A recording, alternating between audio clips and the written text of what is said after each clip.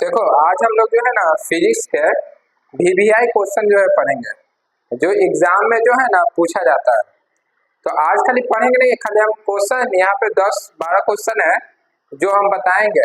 अब जिसमें से तुम लोग को जितना आएगा उतना बना के लाना। अब बाकी जो बचेगा ना उसको हम लोग जो है कल समझ भी लेंगे और उसके बाद उसको हम लोग पढ़ भी लेंगे। समझ गए ना, समझ लेंगे और पढ़ भी लेंगे। और थोड़ा से बुआ थोड़ा से कल हम सुनेंगे, पहले हम बदल दे रहे हैं। अगर ना याद रहा तो तू सोच लेना, समझ गया ना। कल याद करके आना हुआ तू, इसमें से बता देते हैं। ये सब जो है पढ़ाया हुआ है, ओम का नियम, गॉस का नियम, सम विभव टेस्ट है, ये पढ़ाया हुआ है। ये देख लो, तीनों का अलग लिखे हुए हैं। और थोड़ा से खास कर सुनेंगे। अब बहुत नागा करता है, कम नागा करा के समझ गया ना। चलिए देखिए, नागा कम करो, ज्यादा नागा करे तो कैसे होगा काम, तुम्हें बताओ। है तो महीना में जो है 10 दिन 15 दिन गायबे रहता है, तो कैसे काम चलेगा। अब बताओ, यहाँ पे ये सब वीवीआई क्वेश्चन है, ये सब कोई याद नहीं करेगा तो एग्जाम में कुछ लिखे आएगा। तो ये सबको जो है याद करेगा ना। कल ज्यादा नहीं, तुम खाली हमें 3 सुना के दिखा देना बस, उससे ज्यादा नहीं, ठीक ना। बाकी हम थोड़ा से पूछ लेंगे बाद में। देखिए, जो क्लास ट्वेल्थ में जो है ना फिजिक्स में जो है मुख्य रूप से जो क्वेश्चन पूछा जाता है, तो वो इस प्रकार से देख लो कि ज्यादा हार्ड भी नहीं रहता है, ज्यादा उतना नहीं रहता है, बस प्रैक्टिस करते रहना। कुछ डेरिवेशन रहता है, जो 5 मार्क्स का डेरिवेशन रहता है, जो आते रहता है। उसके लिए क्वेश्चन बैंक पढ़ो ना, क्वेश्चन बैंक के जो है क्वेश्चन सॉल्व करो। अच्छा खासा जो है पकड़ बन जाएगा क्वेश्चन पे, तुमको खुद पता चल रहा है कि कौन सा क्वेश्चन एग्जाम में जो है ठीक ना ज्यादा इंपॉर्टेंट है। वो सब सॉल्व करो। क्वेश्चन बैंक से जो है पता है तुमको 40% 40 से 50% तो तुम्हारा क्वेश्चन बैंक से क्वेश्चन रहता है। उसको अच्छा तरीका से रिविजन करते रहो, पढ़ते रहो। चलो देखो, हम लोग जो है देखिए, सबसे पहले है विद्युत आवेश का संरक्षण सिद्धांत क्या है, पता है ना जी। अभी हम लोग क्वेश्चन के बारे में खाली बात करेंगे, कल एक जो है अच्छा से एक के बारे में जो है पढ़ेंगे। देखिए क्या है विद्युत आवेश का संरक्षण सिद्धांत। विद्युत आवेश का संरक्षण सिद्धांत का मतलब समझते हैं। इसका मतलब यही होता है कि आवेश को न तो हम लोग जो है बना सकते हैं और न ही हम लोग जो है इसको मिटा सकते हैं। यही ना था, जैसे द्रव्यमान संरक्षण का नियम, ऊर्जा संरक्षण का नियम, उसी तरह से आवेश संरक्षण का नियम होता है। समझ गए ना। जिस प्रकार से हम लोग पढ़े थे ना द्रव्यमान संरक्षण का नियम, पता है ना जी क्या होता है, बता। जिस तरह से हम लोग द्रव्यमान संरक्षण का नियम पढ़े थे, ऊर्जा संरक्षण का नियम पढ़े, उसी तरह से ये आवेश संरक्षण का नियम है। आपको पता है एक होता है क्वांटीकरण होता है। क्वांटीकरण क्या, उसमें पता है क्या होता है कि आवेश से ठीक ना, आवेश जब एक पदार्थ से दूसरे पदार्थ में जाता है, मतलब एक मीडियम से दूसरे मीडियम में जाता है, तो वो पूर्ण संख्या के रूप में जो है जाता है। जब एक माध्यम से दूसरे माध्यम में जाता है ना आवेश, तो वो पूर्ण संख्या के रूप में जाता है। समझ गए ना, पूर्णांक के रूप में जाएगा। जैसे कि 1 2 3 4 5 6, या माइनस का 1 2 3 4 5 या 0। आप सोचिएगा कि आवेश को बटा में भेज दे, चार्ज को आप बटा में भेजने के लिए सोचिएगा तो नहीं जाता है, ठीक ना।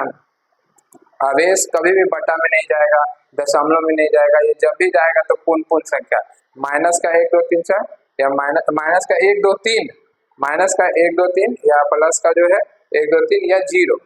समझे, जब जैबे नहीं करेगा तो क्या हो जाएगा, 0। तो आवेश संरक्षण का सिद्धांत बोलता है कि आवेश को ना तो हम लोग बना सकते नहीं, इसको हम लोग मिटा सकते, बस एक माध्यम से दूसरे माध्यम में इसको हम लोग भेज सकते हैं। उसके बाद देखिए दूसरा का क्वेश्चन, ये सब इंपॉर्टेंट क्वेश्चन है पूरा, नॉर्मल क्वेश्चन लेकिन इंपॉर्टेंट क्वेश्चन है। दूसरा है कि विद्युत क्षेत्र और विद्युत बल रेखाएं क्या है, बताया था ना जी। विद्युत क्षेत्र किसे कहते हैं, आवेश के चारों तरफ का वह क्षेत्र जिसके अंदर कोई दूसरा आवेश को ले जाने पर उस पर आकर्षण या प्रतिकर्षण बल लगता है, तो उस क्षेत्र को हम लोग क्या कहते थे, विद्युत क्षेत्र कहते थे। बोल कहते हैं ना जी, ठीक ना।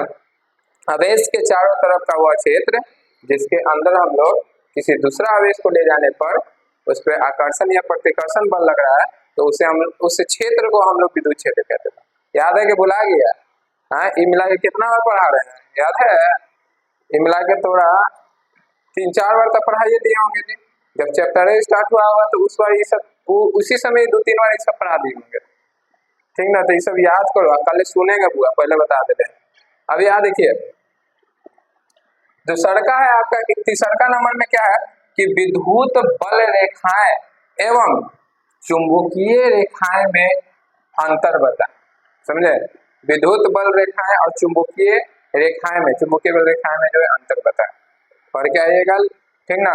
उसका नहीं होगा तो कल हम लोग जो है इस पे अच्छा तरीका से बात किया करेंगे। उसके बाद परीक्षण आवेश क्या है? परीक्षण आवेश समझते हैं?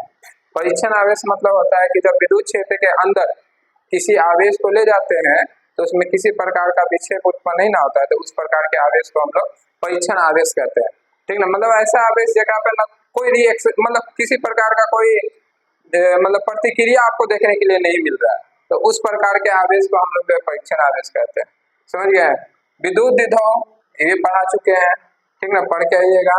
उसके बाद आपका आता है क्या, विद्युत विभव के कारण विद्युत क्षेत्र की तीव्रता ज्ञात करें। ये 5 मार्क्स का क्वेश्चन आता है बुआ। एगो अक्षीय स्थिति, अनिरक्षीय स्थिति बताया था ना जी। अक्षीय निरक्षीय स्थिति में इसको बुआ दो बार 3 बार बना के लाइयो, समझ गए ना। विद्युत विभव के कारण विद्युत क्षेत्र की तीव्रता, अक्षीय स्थिति और निरक्षीय स्थिति। ये वाला जो है क्वेश्चन जो है एक ना एक बार जो है पूछिए देता है। एगो न तो अक्षीय वाला पूछ देगा ना तो निरक्षीय वाला पूछ देगा। 5 मार्क्स का क्वेश्चन रहता है। इस प्रकार के क्वेश्चन को जो है आप लोग अच्छा तरीका से पढ़िएगा, रिवीजन करते रहिएगा, समझ गए ना। जितना मेहनत कीजिएगा उतना अच्छा मार्क्स आएगा। अब देखिए यहाँ पे दूसरा का है आपका क्या कि विद्युत वाहक बल किससे कहते हैं, ये भी पढ़ा चुके हैं, ठीक ना। उसके बाद जो है किरचॉफ के नियम को लिखे, इनमें दोनों नियम आएगा, किरचॉफ के प्रथम नियम और दूसरा का नियम। अगर दोनों पूछ देगा तो 5 मार्क्स में पूछ सकता है, नहीं तो 2 मार्क्स में पूछता है एगो नियम, किरचॉफ के प्रथम नियम पूछ देगा।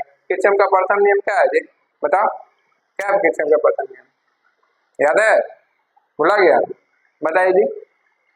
हाँ हाँ, देखिए सुनिए, किरचॉफ का जो प्रथम नियम है वो क्या बोलता है जी कि किसी भी संधि पे मिलने वाली समस्त धाराओं का बीजगणितीय योग क्या होता है, शून्य होता है। यही ना जी किरचॉफ का प्रथम नियम।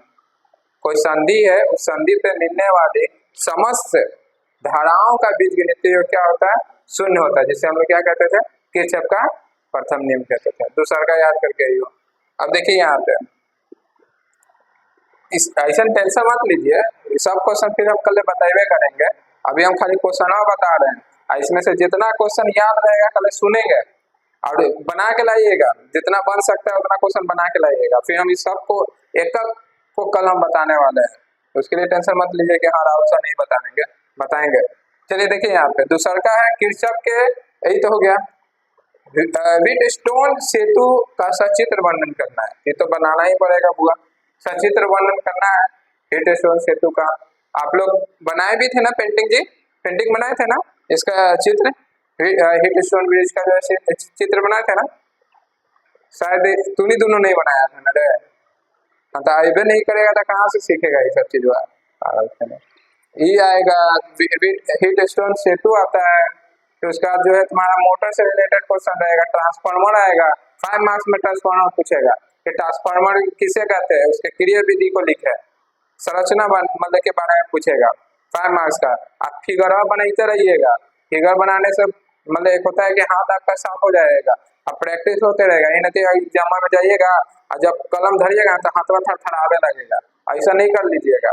होता है बहुत सारा स्टूडेंट होता है ना कि जब फर्स्ट बार एग्जाम देगा ना, यहाँ पढ़ेगा ठीक है, और जब एग्जाम देने जाता है तो उसका हाथ थरथरावे लगता है, ना पता कहा है, डर के मारे, डर के मारे। जैसे एक होता है कि अंदर में लोगों को डर बैठा रहता है, आ रहा है क्वेश्चन भी आ रहा है, और क्वेश्चन आते हुए जो है वो लोग जो है छोड़ के चलाता है, मतलब हैबिट नहीं होता है उन लोगों को एग्जाम देने का ना, पहली बार एग्जाम दे रहा है, इसीलिए बोला जाता है कि प्रैक्टिस करिए, अपने आप में इतना मतलब अपने आप को पावरफुल बना लीजिए, अपने अंदर इतना कॉन्फिडेंस रखिए ना कि कोई भी सिचुएशन रहे, ऐसा नहीं क्या मजिस्ट्रेट खड़ा हो जाए और आप लोग जो है देखते रह जाए, मुंह है लिखवे नहीं करे, अरे बाप रे बाप खड़ा हो गए कैसे लिखो, तो वैसा भी नहीं, अपने आप को जो है नीट आती है एकदम डरपोक बना लीजिए।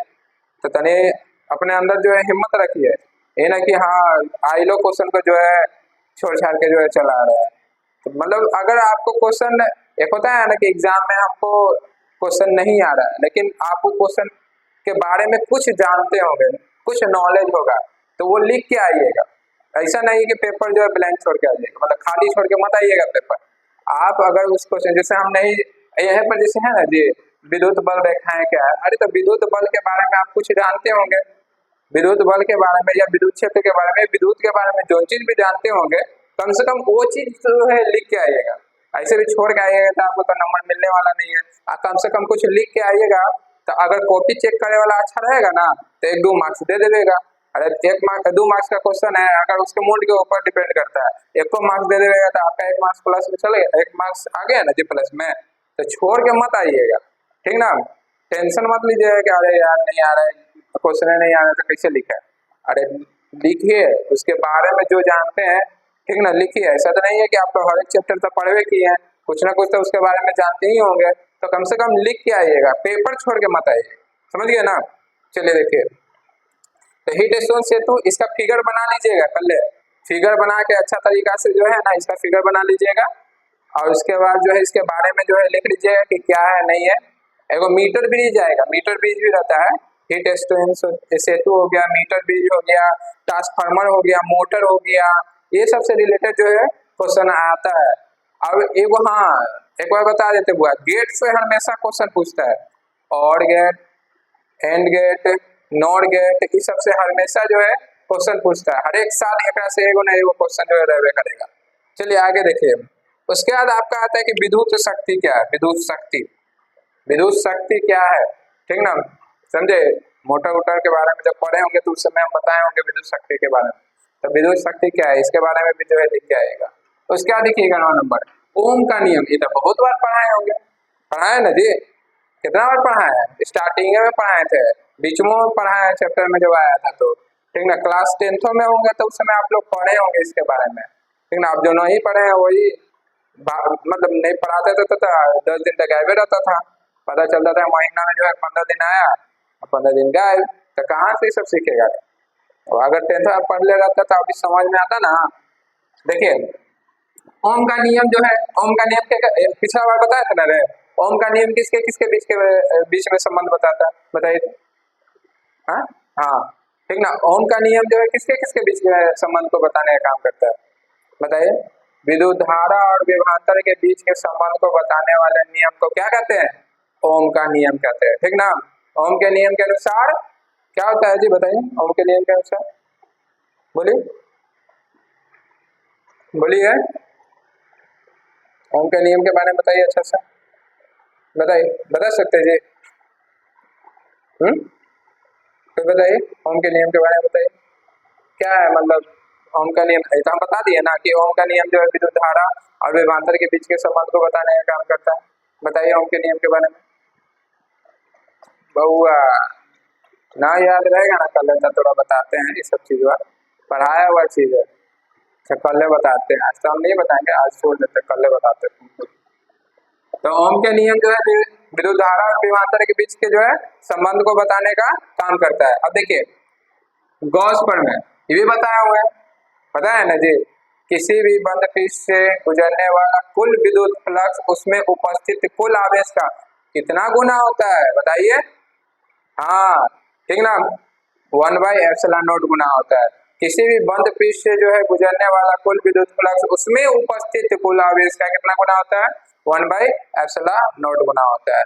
अब देखिए उसके बाद समविभव पृष्ठ के बारे में बताए थे, समविभव पृष्ठ के बारे में बताया था ना जी।